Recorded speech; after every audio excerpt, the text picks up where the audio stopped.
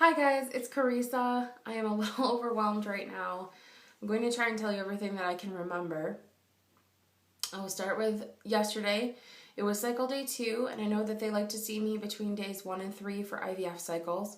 So of course they had me come in this morning, which is cycle day 3, and at the time of my phone call yesterday, my new drug protocol was not in my chart. So I just kind of nudged the nurse and was like, oh, I am anticipating to have a new drug protocol for this cycle. So that worked out well because the doctor that I discussed it with during our follow-up, he is one of the ones that does he was there for our egg retrieval, he did our transfer, and he does like major consultations and appointments. But other than that, I don't see him much, and I don't think that he really looks at my chart all that much outside of those things. But he was in my office today. He's there every Tuesday. So he was able to put in my new plan. When I went in this morning, I thought, I know that they probably won't change it much, but I'll appreciate any changes they make. I was expecting maybe a higher dose of gonal and not much else, but boy, was I wrong. I'm pleasantly surprised, but I'm also a little shocked. There was a whole slew of things that she said that the nurse went over just briefly that I would be doing this cycle that were new to me and that I've either never heard of someone doing before or that I'm not familiar with. This protocol, I guess it's called a Lupron flare, and she said that what I'd be doing is starting Lupron and gonal at the same time tomorrow, and I would be taking a minimum dose of 300 units of gonal, possibly 375. They're still working that out, I guess, among themselves, the doctors there. There's one problem with that. Mike is going to be out of town for a mandatory training in about 2 weeks. And that lands smack dab in the middle of when they would expect my retrieval to be. So that throws a wrench into things. I was given the option of having him freeze his sperm before he leaves, but then I would still need to have somebody drive me out to have my retrieval done, and then we're not working with the optimal sample. Like, they really want the freshest sperm possible, and freezing it, we could lose a lot of it. So that just really isn't the best option. The other option, other than just waiting until my next cycle day 1, is to try and suppress any growth with a birth control pill. Now, this new protocol that I was on skipped it completely. And that is such a beautiful thing. The birth control pill makes me feel so lousy. And it was a really nice thing to hear that they would be skipping it this time. Because obviously, they don't need to quiet my body down more. It's pretty quiet, and that's why we have to push things further. So I can try to take the birth control pill for 1 week, which I can handle that. And hopefully next Monday when I go in, I will still be at baseline. They cannot guarantee that, however, and if I'm not at baseline, I do have to wait till cycle day 1 anyway. So this gives us a chance to be able to do it sooner and not have his work trip ruin everything, too much.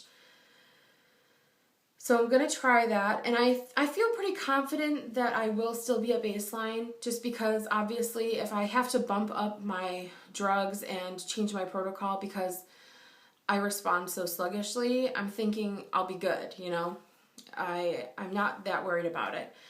And if not, there's nothing I can do about it. It just gives us more time to figure out how we're going to pay for all these medications, because she brought up that I would be on, not only will I take this birth control pill, but then I will also take an antibiotic again, and I will be taking a steroid. I would be using Lupron and gonal, and then at one point she mentioned Cetrotide also, as well as estrase, which I haven't taken for a few cycles, Crenone, and a vaginal suppository that I would take for 3 days after the retrieval, as well as intralipids, which I would have done as an IV a few days before or the day of my retrieval. She said that's really inexpensive. It's less than $100. And if I were to be able to get pregnant, I would continue that until 24 weeks, I think she said. And that also happens to be, from my only understanding, the solution for anyone who is positive for natural killer cells. So that kind of takes care of that for me, even though I haven't been tested for it. I don't know if that's the main reason they do it, but I think that's everything. I can't quite remember, but just jumping my gonal prescription up to 300 is a big deal, because that means I only have 3 uses out of each pen. 375 gives me, I can't even finish the pen then.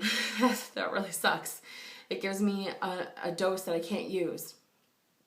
So I'll be needing extras of those, and that's so expensive. And luckily I have 2 of those in the fridge right now from my last cycle that I can use. They're unopened. But I feel a little bit overwhelmed with everything that I was told. I love the sound of this though. I love the sound of a protocol where I don't have to be on the birth control for 3 weeks. Not only because it makes me feel so crummy, but just because that's almost a month of one drug until I can start everything else. So I like that it's shorter and it's more intense, because there's so much more going on. It does overwhelm me a little bit, and when I was telling Mike about it, he said, "Is this all safe?"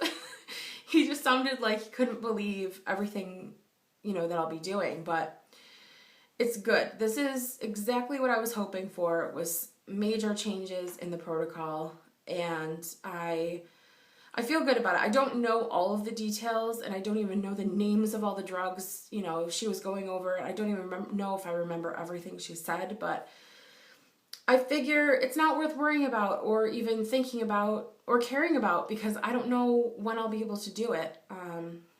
Next Monday when I go in, they might say, "We can't do anything yet because you're not at baseline anymore." So it's worth a chance. It's worth the chance of being able to do it sooner, but I will certainly not be heartbroken if I can't, because I feel good. I feel good about everything, and if I can't do it right now, I'll just do it later, and I'll still feel good about it then. So